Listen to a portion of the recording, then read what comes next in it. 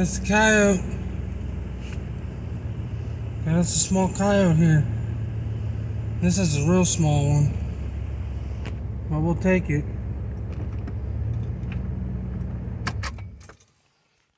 Well guys, we got it to coyote today. He's not quite as small as I thought he was at first. It's a pretty vocal one, I'll tell you that. This is in the bobcat set where we caught the bobcat the other day. So he's already barked a couple times and now he's growling. He definitely don't like me. The way this one's acting, I'm gonna say this one's a male. So we're gonna go ahead and take care of this one and go check the rest of our line.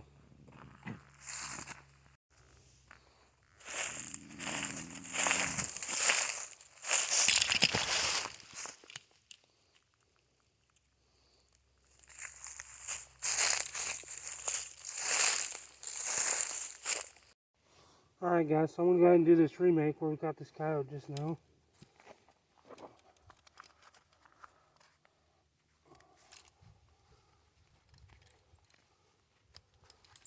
Lockup on these 650s is crazy.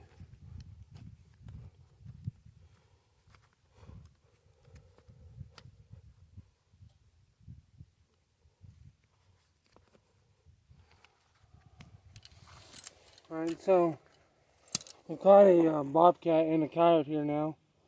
For bait on this one, I had our little Sugar Creek lure with some of our black vine feline lure on it, and then I used some of Trapper Jay's long call lure on the backing of it.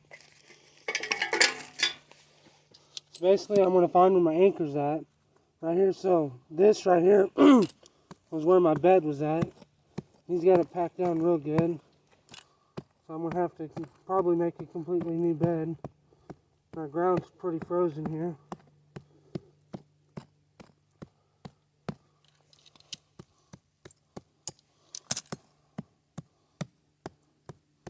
It was in the, I think it was 12 again this morning. So this ground's really frozen. He's got it nice and packed down. I'm gonna chisel away at that ground there.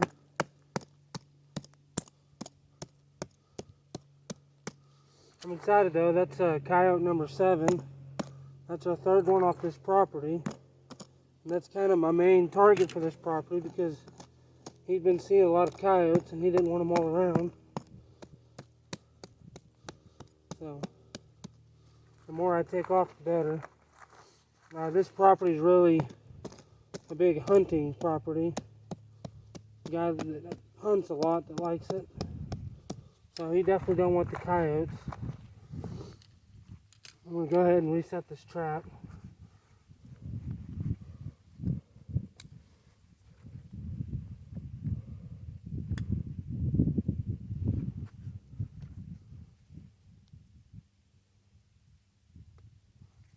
Like I know I've said it a couple times already, but this 650 is quickly becoming one of my favorite traps. It's got a big pan on it, big kill area, and it's got awesome lockup on it. See if our bed's big enough. Make it just a little bit bigger for our levers. This ground's really hard today. It's being frozen.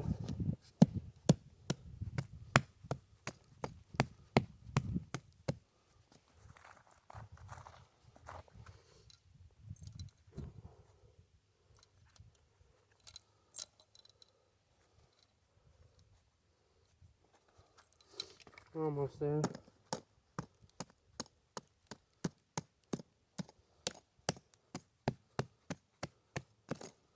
Now this hard ground's making it a little more difficult to get a trap bed dug out here.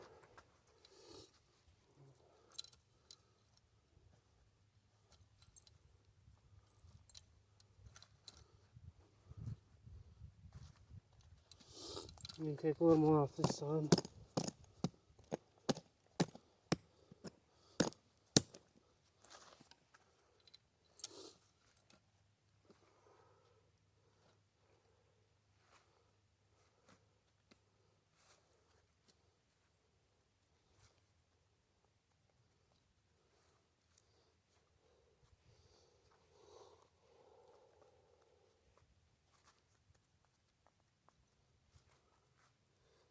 Now we got the trap where we want it.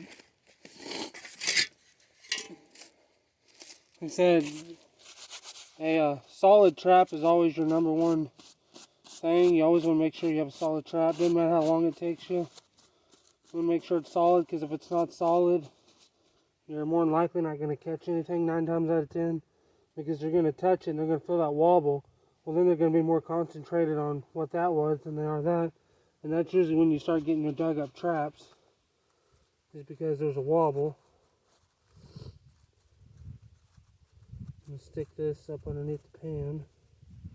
I've just been using wax paper up under the pan.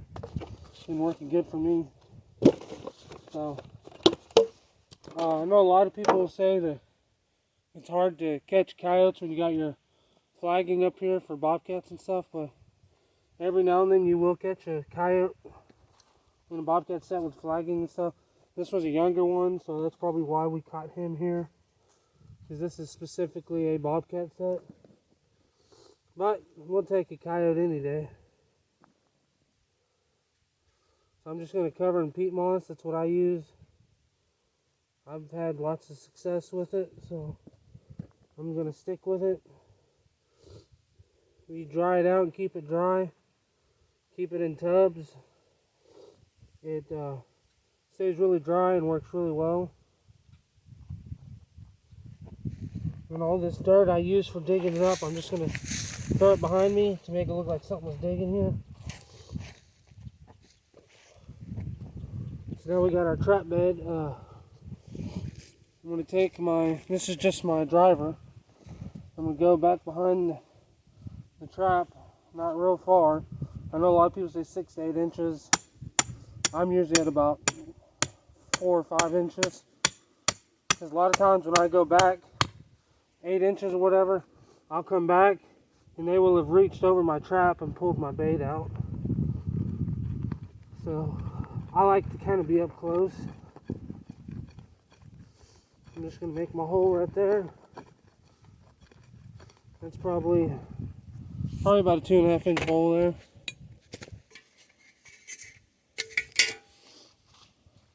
Like I said, the ground's pretty frozen here, so the bed took a little bit longer than it normally does. But that's okay. So we're going to take some of our, this time I'm just going to put some of our Deadly Highway 71.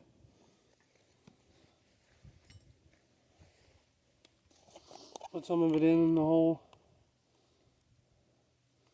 I ran out of sheep's wool yesterday and I forgot to grab more this morning, so we ain't going to use that right now. Get this off with a spoon.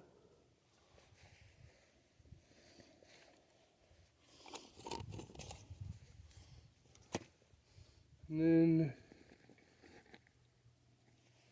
get some of our black vine feline lure. That's what we've had here for the coyote and the bobcat we caught last week. This is a lure, so you know it doesn't take very much, just tip of a butter knife. That's all I ever put in there. And I'm just going to put some leaves over that so I can push it down in the hole.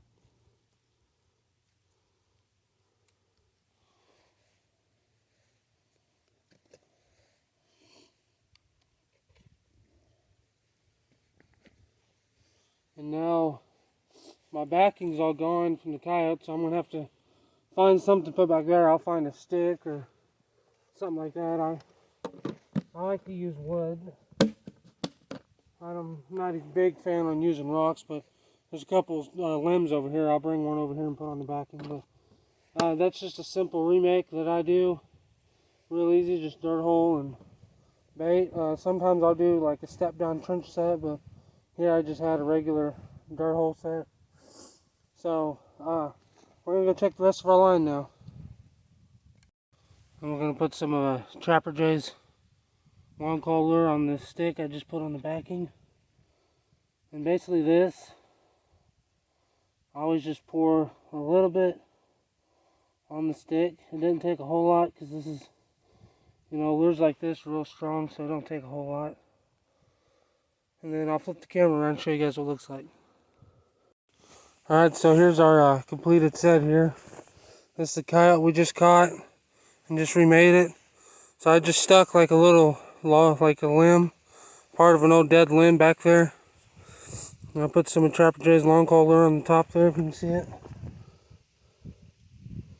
So that's our completed set. Hopefully in the next day or two we'll have something else here. This is the Trapper Jay's lure. You guys can see it. This is some really good stuff. So we're gonna go check the rest of our line now.